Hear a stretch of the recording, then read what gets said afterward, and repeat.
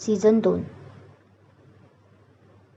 पैलवान, तुम्हीच जर असं वागत राहिलात तर चिवचं कसं होणार?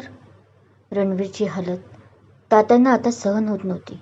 ते चिवला पाहायला तिच्या रूममध्ये आले होते. तेव्हा हताश, नैराश्याने ग्रासलेल्या रणवीरला पाहून त्यांना त्याच्याशी बोलायची इच्छा झाली आणि ते बोलायलाही लागले. हो तात्या, मला समजते की तुम्हाला काय म्हणायचं आहे, पण काय करू? हे इतकं भयंकर काही माझ्या आयुष्यात घडेल असं मला कधी स्वप्नातही वाटलं नव्हतं. तो नुकत्याच झोपलेल्या चिवच्या केसांवरून हात फिरवून खिडकीकडे जात बोलला. तात्या, मी स्वतःला खूप ग्रेट समजत होतो. वाटायचं नेहमीच की मी आपल्या कुटुंबाला, आपल्या चिवला या बाहेरच्या जगापासून सुरक्षित ठेवू शकलो, अशा उगाच मनाशी हुशारक्या मारत होतो. पण आज जे काही झालं आहे आपल्या चिववर, ते सर्व माझ्याच हलगर्जीपणामुळे. त्या बंड्याचे पहिल्यांदाच डोळे फोडायला हवे होते जेव्हा मी त्याला आपल्या चिवकडे पाहताना पाहिलं होतं. तो हताशपणे सर्व बोलत होता. त्याला त्यावेळी पहिल्यांदा रनिंगला गेल्यानंतर वाटेत भेटलेल्या बंड्याची नजर आठवत होती आणि तो आपली मूठ घट्ट करत होता. पैलवान, शांत व्हा. तुमच्या अशा वागण्याचा पोरीवर परिणाम होईल. आता तो बंड्या कायमचा गेला आहे. तात्या मागून त्याच्या खांद्यावर हात ठेवत बोलतात. चला, जाऊन झोपा. ते त्याला बोलतात व झोपायला सांगून तेही आपल्या खोलीत जातात. चिव, चल, उठ बाळा. 2 दिवसावर आपली कुस्ती आली आहे. आपल्याला सराव केला पाहिजे. आजपासून मीही येत आहे. आजपासून परत. सकाळी लवकर उठून तो चिवच्या डोक्यावरून हात फिरवत बोलला. बाबा, नाही खेळणार मी आता कुस्ती. ती परत सकाळी उठून रडतच बोलते. तिला परत भीती वाटत होती त्या बंड्याची. अगं बाळ, आता मी आहे कायम तुझ्यासोबत. आणि तो बंड्या आता खूप दूर गेला आहे. तो त्रास नाही देणार तुला. तो डोक्यावरून हात फिरवत तिला जवळ घेत बोलतो. नको बाबा, मी नाही येणार. ती हट्ट्याला पेटली होती. तोच राजवीर आला. काय चिव, मग झालं का आवरून? तो हसत चिवजवळ येत बोलतो. चला, आजपासून मीही येणार आहे तुमच्याबरोबर. तो तिला उठवत बोलतो. पण ती अजूनही मनापासून तयार झाली नव्हती. पण बाबांच्या व काकांच्या हट्टापुढे तिचं चाललं नाही आणि ती भीतच त्यांच्याबरोबर रनिंगला निघाली. पण यावेळी तिचं कुठेच लक्ष नव्हतं. तिला पळताना आपल्या मागं सारखं कोणीतरी आहे याचा भास होत होता. त्यामुळे पळताना ती दचकून मागे पाहत होती. रणवीरला तिची मनस्थिती कळत नव्हती असं नाही, पण तिची कशी समजूत काढावी हेच त्याला कळेनासं झालं होतं. राजवीरला त्याची बाजू कळत होती. शेवटी तोही एका मुलाचा बाप होता. भाऊ, होईल सर्व नीट. तू काळजी करू नकोस. एकटक आपल्याच विचारात कुठेतरी पाहत असलेल्या रणवीरला राजवीर बोलतो. हो, पण ते कधी आणि कसं? राज, आपल्या हातात काहीच तास आहेत. एकीकडे दीपाजी तर दुसरीकडे चिव. काहीच समजेना झाले मला. रणवीर चिवकडे पाहतच बोलत होता. होईन भाऊ, सगळं नीट. आपण सगळे आहोत ना एक. तोपर्यंत सगळं टेन्शन दूर करू. राजवीर त्याच्या खांद्यावर हात ठेवत त्याला दिलासा देतो. नंतर परत राजवीर व रणवीर कोर्टात गेले. आज निर्णय होणार होता दीपाचा. सगळे देवाचा धावा करत होते. दीपाला पाहून रणवीरचा चेहरा भावूक झाला होता खरा, पण तिला आता त्रास व्हायला नको म्हणून तो डोळ्यांनीच तिला दिलासा देत होता, जे दीपालाही कळत होतंच की. केतकी रणवीर गायकवाडची साक्ष व केतकीचे आत्ताच आलेल्या रिपोर्टवरून हे तर नक्की आहे की दीपा रणवीर गायकवाड यांनी श्रीयुत बंड्याचा खून मुद्दाम न करता आपल्या बचावासाठी केला होता. त्यामुळे कोर्ट त्यांना काल दिलेली फाशीची शिक्षा रद्द करते. मात्र खून हा काही साधासुधा गुन्हा नसल्याने कोर्ट त्यांना फाशीची शिक्षा कॅन्सल करून 12 वर्षाची शिक्षा सुनावते. न्यायाधीश आपली शिक्षा सुनावतात. 12 वर्ष! दीपा व रणवीर शिक्षा ऐकून मनातून खचले जातात. काय बोलावं त्यांना काही कळत नाही. रणवीर आपले रडू तिला दिसू नये म्हणून कोर्टातून बाहेर पडतो. राजवीर मात्र तिला धीर देऊन तोही निघून जातो. कोर्टातून घरी आल्यावर राजवीर व रणवीर घरातल्यांबरोबर दीपाला त्यातून कसं बाहेर काढता येईल याचाच विचार करत असतात. दुपारी बैठक खोलीत तोच पैलवान, एक नवा पेच निर्माण झाला आहे. वस्ताद जवळजवळ पळतच वाड्यावर येत बोलतात. वस्ताद, तुम्ही? वस्तादला पाहून सगळेच हैराण झाले. काय झालं वस्ताद? इतकं का घाबरला आहात? राजश्री वहिनीकडून पाण्याचा तांब्या देत रणवीर बोलतो. पहिलवान, तात्या, एक मोठा पेच निर्माण झाला आहे. ते पाणी घटाघटा पिऊन परत रणवीरच्या हातात तांब्या देत बोलतात. ही नॅशनल लेवलची कुस्ती आखाड्यात नाही तर मॅटवर का काय म्हणतात तसली होणार आहे. वस्ताद बोलतात आणि तांब्यावरचं फुलपात्र रणवीरच्या हातून खाली पडतं. काय? तात्या जोरात ओरडले. आता कसं करायचं पैलवान? ते खाली मटकन बसत बोलतात. राजवीर त्यांच्याजवळ येत त्यांच्या खांद्यावर हात ठेवतात. तात्या, शांत व्हा, होईल सर्व नीट. तो आपला धीर एकटवत बोलतो. काय खाक होणार आहे रे राज आता? परवा आहे कुस्ती. आजचा दिवस तर असाच गेला. त्यात मला मॅटवरची कुस्ती नाही जमत, ना आपल्या वस्ताद यांना. चिवही अजून झालेल्या प्रकारातून बाहेर नाही आली. एक दीपाजी होत्या, त्यांनी यावर मार्ग काढला असता तर त्यांच्यावरही नवीन संकट आले. 12 वर्ष त्या आपल्यापासून तिकडे एकट्याच आहेत. निदान आपण एकमेकांना आहोत, पण त्या तर एकट्या आहेत. तो हताश होऊन आपल्या खोलीत निघून गेला. अहो, आता काय करायचं? कुस्ती परवा आहे. रणवीर भाऊजी बरोबर बोलत आहे. दीपाताई असत्या तर नक्कीच काहीतरी त्यातून उपाय काढला असता. राजश्री वहिनी रूममध्ये येताच राजवीरला बोलायला लागतात. हो ग, मलाही काहीच समजेनासं झालं आहे. राजवीरही हताश होऊन बेडवर बसत बोलतो. दीपा वहिनीचं तर आपल्या हातात नाही, पण कमीत कमी आपण चिवसाठी काहीतरी करू शकतो ना? तो विचार करत बोलतो. पण काय काय करता येईल? राजवीर शेजारी बसत राजश्री वहिनी बोलतात. दोघंही विचार करत असतात. तसं राजश्री वहिनी मोबाईलवर पाहायला लागते. तेवढ्यात तिला काहीतरी सुचतं आणि ती मोबाईलवर मॅटवरच्या कुस्त्या पाहायला लागते. दुसऱ्याच दिवशी परत सकाळी चिवला बंड्याने मांजरीचे केलेले हाल तिच्या स्वप्नात दिसले आणि ती आई म्हणून जोरात ओरडली. रणवीर धावत आले तिच्या रूममध्ये. चिव बाळा, शांत हो. अचानक झोपेतून धापा टाकत असलेल्या चिवला घट्ट मिठीत पकडून रणवीर तिला शांत करत होता, पण ती शांत व्हायला तयार नव्हती. बाळा, असं करून कसं चालेल? आपल्याला कुस्ती खेळावीच लागेल. तुला तर माहीत आहे ना, ही आपल्या तिघांची इच्छा आहे. शिवाय राणाजी, त्यांचीही इच्छा आहे, माहीत आहे ना? आणि तू जर खेळली नाहीस तर तुझ्या आईला किती दुःख होईल, माहिती आहे ना? तिचा सर्व जीव तुझ्यात अडकला आहे ते. तो तिची समजूत काढून कसाबसा तयार करतो रनिंगला. तीही आपल्या आईसाठी का होईना तयार होते. काय करावं काही कळेनासं झालं आहे. डोकंही चालेनासं झालं आहे. रणवीर जेलमध्ये दीपाईला भेटायला गेला होता. ती येताच तो खूप परेशान होऊन बोलत होता. चिव सुद्धा कुस्ती खेळायला तयार नाही. इकडे तुम्हीही असे अडकून पडला आहात की मला तुम्हाला सोडवताही येत नाही. माहीत आहे चूक काहीच नाही तुमची, पण माझ्यासमोरही अशी परिस्थिती निर्माण झाली आहे की मला नियतीसमोरही हात टेकावे लागले. काय करू तेच कळेनासे झाले आहे. तो बोलत होता. एक तीच होती जिच्यासमोर तो आपली भडास काढू शकत होता, कारण तीच शांत पद्धतीने त्याला हँडल करू शकत होती. हे त्याला चांगलंच गेल्या इतक्या वर्षात समजलं होतं. मी इथे टेन्शनमध्ये आहे आणि तुम्ही हसताय काय दीपाजी? तो इकडे टेन्शनमध्ये तिच्याशी बोलताना एरझाऱ्या घालत होता आणि ती मात्र त्याला असं पाहून हसत होती. किती दिवसांनंतर तुम्हाला असं पॅनिकमध्ये पाहिलं आहे, ती त्याचे गाल ओढत म्हणते. तसं तो तिच्याकडे एक भुवई उडवून पाहायला लागतो. रणवीरजी, किती टेन्शन घेत आहात? ती त्याचा हात आपल्या हातात घट्ट पकडून बोलते. हे बघा, माझी काळजी करू नका. आत्ता 12 वर्षाची शिक्षा आहे. मला हे स्वतःच्या मनाला स्वीकारायला सांगा. समजा जर मला फाशीची शिक्षा झाली असती आणि मी वर गेले असते. ती बोलतच असती की तो तिच्या ओठांवर हात ठेवतो व डोळे मोठे करून बोलतो. दीपाजी, परत जर असं बोललात तर बघा, इथे तुम्ही राहताय तरी माझी हालत अशी झाली आहे.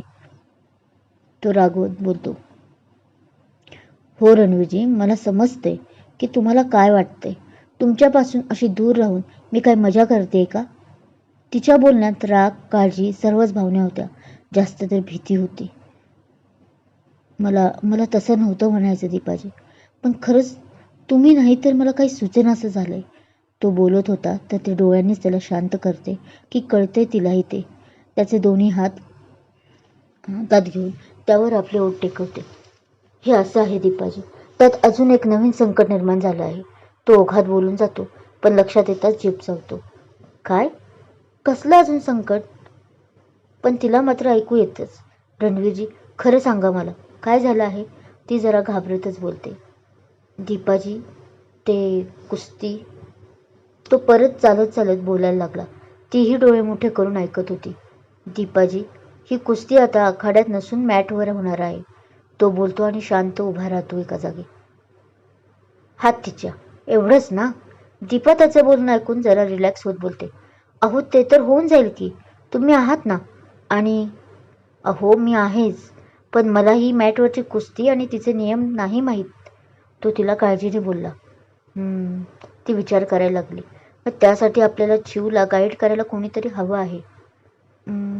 तीही आता फिरत फिरत विचार करायला लागते. हां, ह्यात आपल्याला एकच माणूस मदत करेल. ती बोलता बोलता थांबते. कोण? कोण आहे दीपाजी ते? मला नाव सांगा. मी हातपाय पडून त्यांना आपल्या चिवला शिकवायला सांगतो. तो घाईने बोलतो. रणवीरजी, तुम्हाला माझा मित्र शशांक आठवतोय? ती बोलते तसा तो मानेनच हो बोलतो. तर तसा एक मित्र आहे. त्याला त्यातील सर्व माहिती आहे. तो पैलवान नाही, पण याला खेळाचे ते चांगले ज्ञान आहे. तुम्ही शशांकला कॉल करून सांगा आणि आत्ताच बोलावून घ्या. शिवाय हो, आपल्याला मोबाईलही मदत करेल. त्यावर सर्व माहिती मिळते आजकाल. ती त्याला धीर देत म्हणते. अरे हो, तो कपाळावर हात मारत म्हणतो. माझ्या तरी लक्षातच आलं नाही. हे बघा, त्याच्यासाठी मी म्हणतो की तुम्ही माझ्याबरोबर असला पाहिजेत. तो कुठे आता रिलॅक्स होत म्हणतो. चेहऱ्यावर थोडीशी का होईना स्माईल आली होती.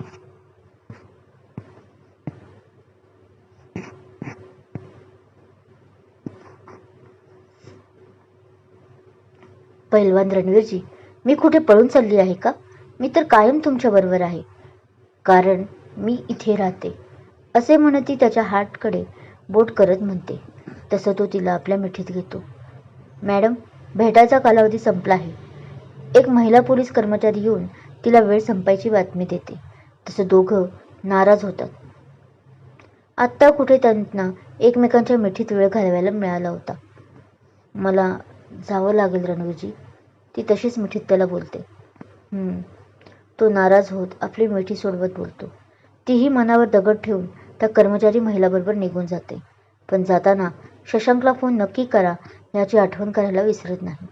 तोही तिथूनच शशांकला फोन करून त्याच्या मित्रांचा नंबर घेऊन त्याला इकडे यायची विनंती करतो. योगायोगाने तो त्याच्या कामानिमित्त जवळच आला होता. तोही यायला तयार होतो आणि तासाभरातच पाडेगावमध्ये येतो. इकडून हाही पोचला होता. आता तिची खरी ट्रेनिंग सुरू झाली होती. हातात एकच दिवस असल्याने आणि वयानेही ती लहान वयोगटातील असल्याने शशांकचा मित्र थोडे थोडे डावपेच शिकवतो. राजवीरही होताच तिच्याबरोबर कुस्ती खेळायला. शिवाय आता मोबाईलही साथीला होताच. तेही मग सर्व नियम अटी सगळ्यांनाच व्यवस्थित समजावून सांगतात. दुसऱ्या दिवशी चिवकडून प्रॅक्टिस करून घेतो रणवीर आणि मग राजवीर. दुसऱ्या दिवशी चिवकडून प्रॅक्टिस करून घेतो रणवीर आणि मग राजवीर तो व ती पुणे शहरात जायला निघतात. कारण यावेळी तिकडे मॅचेस खेळवल्या जाणार होत्या. सगळ्यांचा आशीर्वाद घेऊन तिघे मार्गस्थ होतात. कुस्ती सुरू व्हायला अजून तासभर होता. त्याच्या आतच ते तिघे पोचले होते. तात्यांना प्रवास नव्हता जमणार म्हणून ते आले नव्हते. तर राजश्रीला केतन घरीच असल्याने थांबावं लागलं होतं. ते पोहोचले, पण एकही कुस्ती पैलवान खेळणारी तिच्या वयोगटातील मुलगी नव्हती. इतक्यात तिचे नाव पुकारलं जातं. ती लहान वयोगटातून खेळणार होती. तिच्या कुस्तीला अर्धा तासच होता. चिव, तुझी कुस्ती अजून अर्धा तासातच आहे. रणवीर तिला एका कोपऱ्याला घेऊन सल्ले द्यायला सुरुवात करतो. हे बघ, जे काही कालच्या काकांनी शिकवलं, चीत, पट, धोबी, पछाड सगळे डावपेच लक्षात ठेव. ही मॅटवरची कुस्ती आहे, त्यामुळे त्यात आपल्या आखाड्यात खेळतो तसं खेळून चालणार नाही. तुला मिनिटांवरही लक्ष ठेवावं लागेल बाळा. तो त्याला सर्व शिकवलेले नियम तिला परत आठवण करून देत असतो. 15च मिनिटे राहिली होती म्हणून ते कुस्ती मॅनेजमेंटच्या भागाकडे गेले होते एंट्री फॉर्मबद्दल बोलायला. पण तिथला मॅनेजर ही शेवटचीच होती, जी संपेन 5च मिनिटात. आता तिला खेळायचे असेल तर मुलांच्या सिनियर गटात खेळावे लागेल. तो मॅनेजर बोलतो. अहो, असं काय करताय? कुस्ती चालू व्हायला फक्त 15 मिनिटं आहेत आणि आता तुम्ही आम्हाला सांगत आहात की आमची चिव खेळू शकत नाही म्हणून. रणवीर फॉर्म भरून घेत असलेल्या मॅनेजरशी वाद घालत होता, पण मॅनेजर ऐकून घ्यायला तयार नव्हता. कारण होतं की एक नियम होता जो रणवीर व घरच्यांना माहीत नव्हता, जो आत्ताच कळाला होता की वजन व तपासणी केल्याशिवाय कुस्ती खेळता येणार नाही. तिथल्याच डॉक्टरांकडून चेकअप करावं लागतं. शिवाय गणवेशी ठरलेला असतो तोही नव्हता त्यांच्याकडे आणि म्हणूनच तिथला मॅनेजर त्यांचा प्रवेश नाकारत होता. हे बघा, हे साधे नियम होते. तर तुम्हाला तेही माहीत नव्हते तर आलातच कशाला खेळायला? तो मॅनेजर त्यांची दादच लागू देत नव्हता. अहो, पण याचा फॉर्म आम्ही गेले महिनाभरापूर्वीच भरला आहे.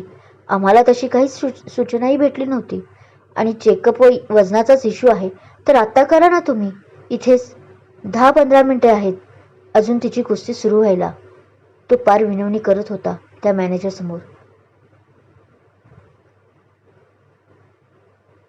आज चिवची कुस्ती आहे. माझ्या आशीर्वादाची तिला खूप गरज होती. गेली असेल ना ती. इकडे जेलमध्ये दीपा अस्वस्थ होऊन फेऱ्या मारत होती. काय ग बाई, तुझं काय पाय दुखत नाही का? सकाळपासून फेऱ्या मारत आहेस? जेलमधली एक आरोपी तिला बोलते. ए दीपा गायकवाड, तुला भेटायला बाहेर आले.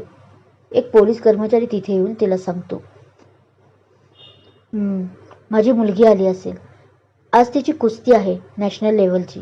ती बडबड करतच बाहेर येते आणि त्या पोलीस महिलांच्या मागे जाते. काय बाई, या बाईची मजा चालली आहे. गुन्हेगार नसून एक सेलिब्रिटी वाटते मला. रोज कोण ना कोण तिला हायच भेटायला. ती जाताच एक आरोपी महिला समोरच्या महिलेला बोलते. सेलिब्रिटीच आहे ती. त्या हिंदकेसरी रणवीर गायकवाडची बायको आहे ती. आणि खून काय तिने तुझ्यासारख्या स्वार्थीपणासाठी नाही केला. तिने तो आपल्या मुलीच्या इज्जतीसाठी केला आहे. बचावात्मक पवित्रात असताना खून झाला आहे. ती दुसरी बाई मात्र त्या पहिल्या बाईला रागवत बोलते. तशाच सर्व गप्प राहतात. तात्या, तुम्ही? केतू कुठे आहे माझी? ती त्यांच्याकडे बघत बोलते. ती माझा आशीर्वाद घ्यायला नाही आली का? ती तोंड पाडून बोलते, चिव कुठेच दिसत नसल्याने. पोरी, तिला सकाळी सकाळीच जावं लागलं. पुण्याला होती ना ही नॅशनल मॅच, त्यामुळे तिची अवस्था तात्यांना सहन झाली नाही. ते तिला धीर देत बोलतात.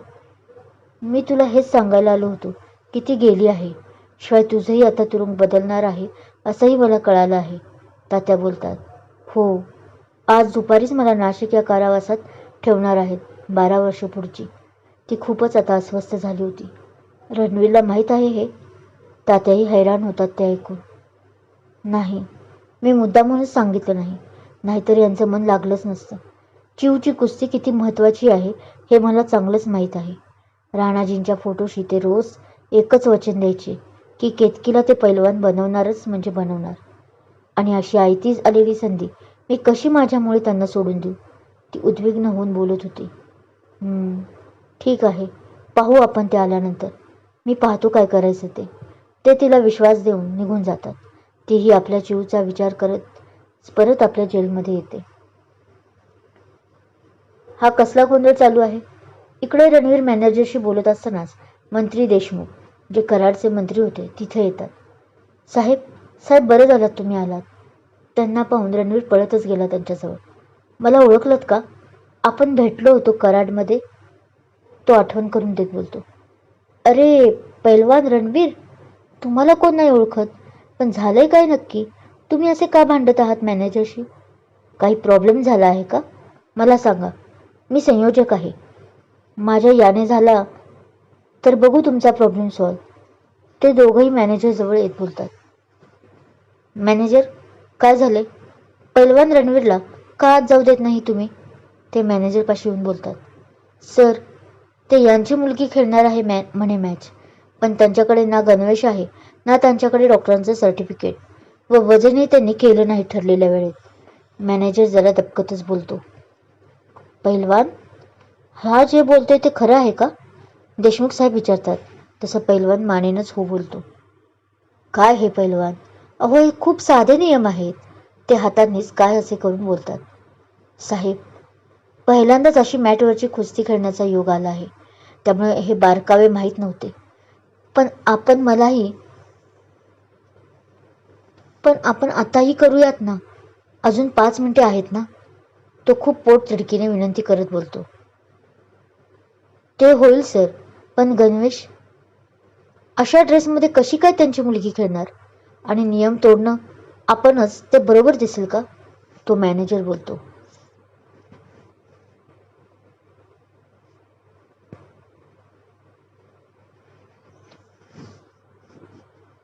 फक्त आता गणवेशचाच प्रॉब्लेम आहे ना. एक काम कर, आपल्या स्टाफ रूममध्ये किती गणवेश पडले आहेत त्यातील एखादा तरी तिला बसेल. देशमुख बोलतात. पैलवान, आता तुमची पोर नॅशनल लेवलना खेळणार आहे. त्यामुळे पुढच्या वेळी सर्व अटी नियम विचारून घेत जा आधी, म्हणजे असा प्रॉब्लेम होणार नाही. गणवेश गणवेशचा तर प्रॉब्लेम होईल सॉल्व. तिला मॅनेजर बरोबर पाठवा आणि मापाचा गणवेश घाला. नंतर मग लगेच मेडिकल उरकून घ्या. काय मॅनेजर, आता होईल ना? नाही म्हणजे केतकी गायकवाड आता कुस्ती खेळू शकेल ना? ते मॅनेजरकडे पाहत भुवया उडवत विचारतात. ते सर्व ठीक आहे सर, पण आता अजून एक प्रॉब्लेम आहे. तो मॅनेजर बोलतो तसं दोघंही आता काय चेहरा करत पाहतात. बोला मॅनेजर, आता काय प्रॉब्लेम वाढला आहे? देशमुख वाकडं तोंड करत म्हणतात. केतकीला ज्युनियर गटात नाही खेळता येणार, कारण लहान गटाच्या मॅचेसही शेवटचीच होती, जी संपेन 5च मिनिटात. आता तिला खेळायचे असेल तर मुलांच्या सिनियर गटात खेळावं लागेल. तो मॅनेजर बोलतो. मी तयार आहे बाबा खेळायला. जरासं लांबून ऐकत असलेली चिव मध्येच येत बोलते. मोठा ग्रुप तर मोठा ग्रुप, काही प्रॉब्लेम नाही मला. चिव बोलते तसं देशमुखांच्या चेहऱ्यावर कौतुकाचे भाव उमटतात. रणवीर काही बोलायला जाणार तर ती डोळ्यांनीच त्याला इट्स ओके म्हणते. मॅनेजर, आता नुसतं पाहत का राहिला आहेस? जा आणि तिला गणवेश द्या व लगेच त्यांची मेडिकल घ्या. वेळ खूप कमी आहे. देशमुख सर मॅनेजरवर जवळजवळ ओरडतात तसा मॅनेजर तिला घेऊन जातो. सोबत राजवीरही जातो. काळजी करू नका पैलवान, सर्व व्यवस्थित होईल. तुमची मुलगी खूप धाडसाची आहे. ते रणवीरच्या पाठीवर हसत थोपटत बोलतात. ती आली की या रूममध्ये डॉक्टर आहेत, त्यांच्याकडून मेडिकल करून घ्या लगेच. एक रूमकडे ते हात करून बोलतात. खूप खूप धन्यवाद साहेब. पैलवान हात जोडत बोलतो. तुम्ही मला करत असलेली मदत खरंच मौल्यवान आहे माझ्यासाठी. म्हणजे मी तुमचा कायम ऋणी राहील या गोष्टीसाठी. पैलवान, तुम्ही आम्हाला लाजवताय. आमचे हे कर्तव्य आहे आणि तुमच्यासारखे हिंद केसरी पैलवानची मदत करणं हे आमच्यासाठी मोठं भाग्यच म्हणायचं. ते हसून परत त्याची पाठ थोपटतात. मी आलोच, काही लागलं तर नक्की सांगा म्हणत ते आपलं कार्ड त्याच्या हातात देतात. त्यावर त्यांचा मोबाईल नंबर असतो. तो परत हात जोडतो तसं तो त्याचा हात खाली करून निघून जातात.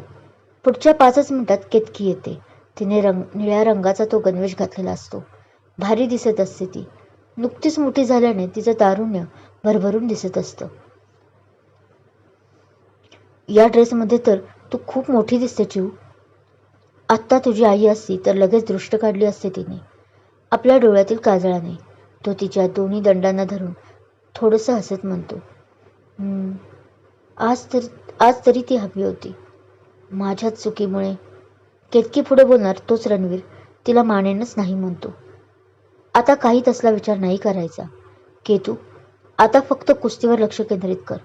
त्यात यावेळी तुझी चुरस तुझ्या वयोगटापेक्षा मोठ्या गटातील पैलवानबरोबर आहे. त्यामुळे डबल लक्ष केंद्रित करावं लागणार आहे तुला आता. आणि कोण म्हटलं आई नाही आपल्याबरोबर? ती कायम इथे असणार आहे. तो आपल्या छातीवर बोट ठेवत बोलतो. शिवाय तिचे आशीर्वाद कायम तुझ्यासोबत असणार आहेत. तो तिचा हुरूप वाढवतो तशी ती हसून हो म्हणते. तो तिच्या डोक्यावर टॅप करतो. चला आता मेडिकल करूयात. राजवीर इतका वेळ कौतुकाने बाप लेकीचा संवाद ऐकत होता. त्याला आपल्या पुतणीचा आणि भावाचा अभिमान वाटत होता. तो बोलताच तिघेही देशमुख सरांनी दाखवलेल्या रूमकडे वळतात. 2-3 मिनिटातच तिची मेडिकलही होते आणि वजनही. हे घ्या.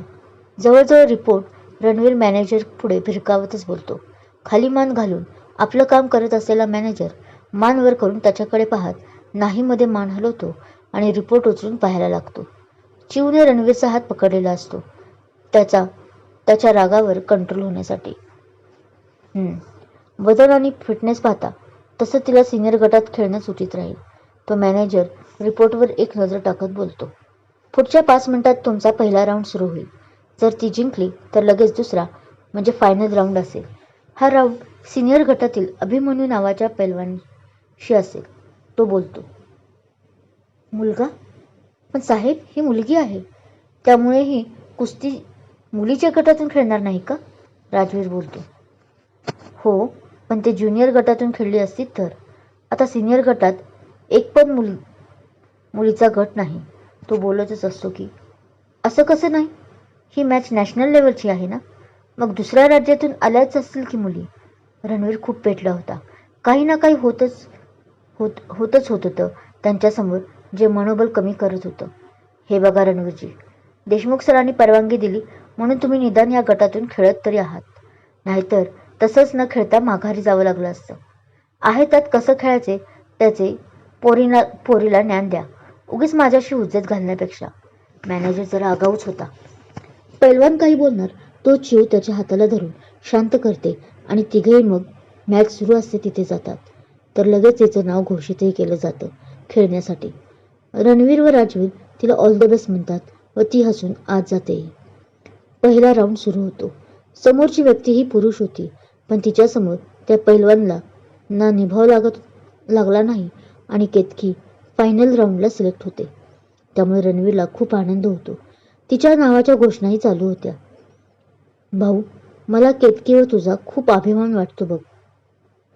तुझ्या कुस्त्या पाहायला यायचो ना, तेव्हा जे फील व्हायचं तू जिंकल्यावर, तेच आता मला होते. खूप गर्व वाटतो की केतूचा काका आहे मी. राजवीर खुश होत म्हणतो. तसं रणवीर हसून त्याची पाठ थोपटतो.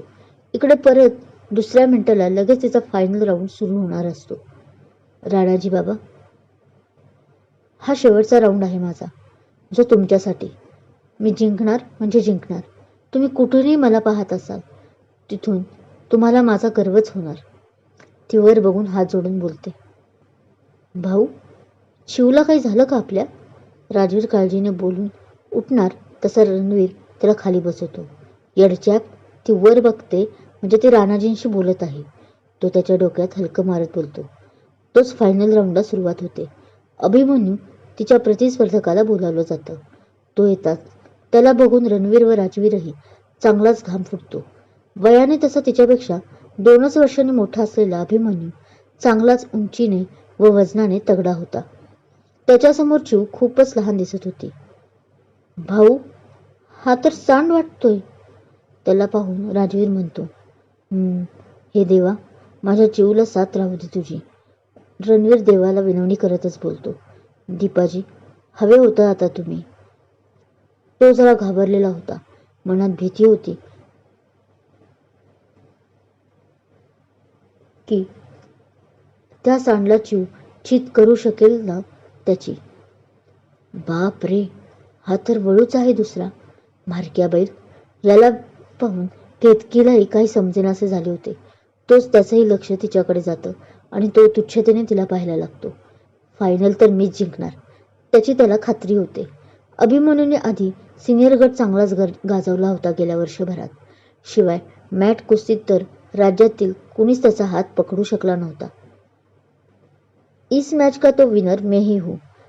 1 साल मैंने कितने बलाढ्य पहलवान को मैंने आज तक हराया है. अभिमन्यू आपल्या कोचला गर्वात बोलला. तो फिर एक किस झाड की पत्ती है. तो गर्विष्ठ बनला होता, जो बोलण्यात त्याच्या झळकत होता. कोचने सुद्धा केतकीकडे तुच्छतेने पाहिले आणि त्याला ऑल द बेस्ट म्हणून बाहेर निघून गेला. तसा अभिमन्यू मध्ये येऊन वॉर्मअप करायला लागला. केतू मनात देवाचा धावा करत त्याला नुसती पाहत राहिली. लाल रंगाच्या गणवेशात त्याचं गोरं शरीर चांगलंच बलाढ्य दिसत होतं. व्यायाम भरपूर करत असणार हे पिळदार शरीर यष्टीवरूनच लगेच कळत होतं. रणवीर तिला हसून प्रोत्साहन देत होता. तीही किंचितशी हसली. तिला बोलवलं गेलं आणि शेकहँड करत दोघांचा सामना सुरू झाला. पहिल्या 2-3 वेळा त्याने तिला आडवं केलं खरं, पण ती तरी शर्तीने लढत असल्याने अजून तिने पाठ जमिनीवर टेकून दिली नव्हती. त्या काकांनी सांगितलेला रूल कायमचा डोक्यात फिट केला होता ना की काही झालं की त्या काकांनी सांगितलेला रूल कायमचा डोक्यात फिट केला होता ना की काही झालं तरी पाठ टेकवायची नाही. एकच मिनिटे असल्याचे तिच्या लक्षात आले आणि तिने एकदा भगवानजींना आळवलं व परत सर्व शक्ती एकवटून ती उभी राहिली. अभिमन्यूच्या विरोधात. अभिमन्यू तिला चितवत होता. तिच्यासमोर त्याच वेळी बंड्याचा भास तिला झाला आणि ती पेटून उठली. समोर बंड्या आहे असं समजून ती सर्व शक्यता पडताळून पाहत होती त्याला हरवण्यासाठी. आईची हालत, बाबाची हालत, आपली झालेली हालत तिच्यासमोर येत होती.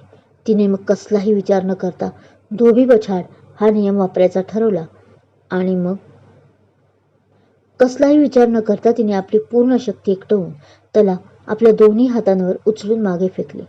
ते इतकं फास्ट झालं होतं की कोणाला काहीच कळाले नाही, अगदी अभिमन्यूलाही. तो गाफील होता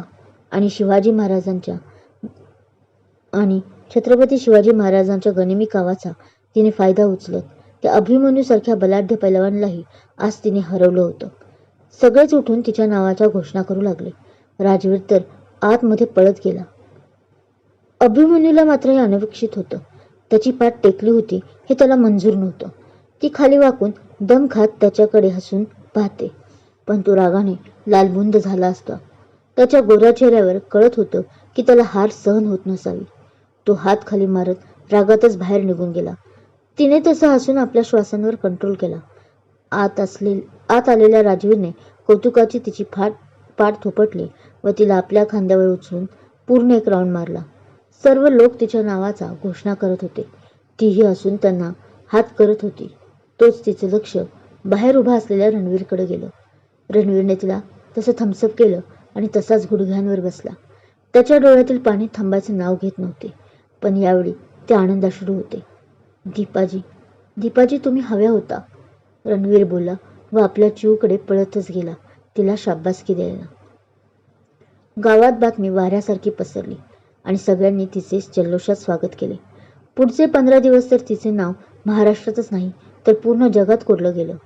दीपाला नाशिकच्या जेलमध्ये गेल्यावर बातमी कळाली आणि तिचा आनंद द्विगुणित झाला. रणवीर ही बातमी सांगायला जेलमध्ये गेला होता, पण रणवीरला मात्र जेव्हा कळालं की तिला नाशिकच्या तुरुंगात पाठवले आहे तेव्हा क्षणात त्याचा आनंद मातीत मिसळून गेला. दीपाला माहीत होतं आणि तिने सांगितलं नाही याबद्दल हे जेव्हा कळालं तेव्हा तर त्याला खूप राग आला होता, पण जास्त दुःख होतं की पुढचे 12 वर्ष ती दिसणार नव्हती. पण आता चिव त्याची काळजी घ्यायला लागली होती. तीच आता त्याचं सर्व काही बनली होती. भाग कसा वाटला कमेंट करून नक्की सांगा. कथा आवडत असल्यास लाईक करा, कमेंट करा, शेअर करा आणि हो, अजूनही माझा चॅनल सबस्क्राईब केला नसेल तर सबस्क्राईब जरूर करा. थँक्यू.